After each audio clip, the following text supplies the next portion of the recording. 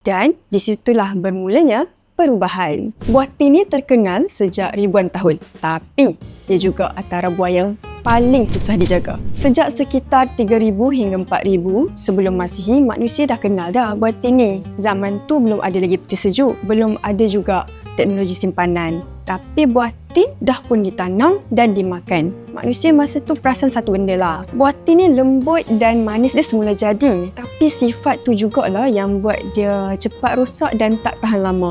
Namun, di situlah nilai buah tin. Ia tinggi dengan serat larut, membantu penghadaman, menyokong keseimbangan badan. Sebab tu, sejak ribuan tahun dulu, buah tin sering dikaitkan dengan kesihatan usus dan rutin harian manusia. Bila sesuatu yang penting tu, manusia akan cari cara untuk jaga dia. Dan di situlah bermulanya perubahan. Sejak ribuan tahun sebelum Masihi juga, manusia mula belajar menyimpan buah tin melalui fermentasi. Buah tin difermentasi dalam tong kayu oak yang penuh tradisi. Dan dari situlah lahirnya cuka tin. Dalam bentuk cuka, buah tin jadi lebih stabil, lebih tahan lama dan nutrien di dalam dia jadi lebih mudah digunakan oleh badan. Asid semula jadi bantu penghadaman, sokong keseimbangan gula dalam darah dan tenangkan keradangan ringan. Diambil perlahan sebagai rutin dari buah segar yang cepat rosak kepada cuka yang tahan lama. Ini bukan sekadar perubahan rasa, ini cara manusia sejak ribuan tahun sebelum Masihi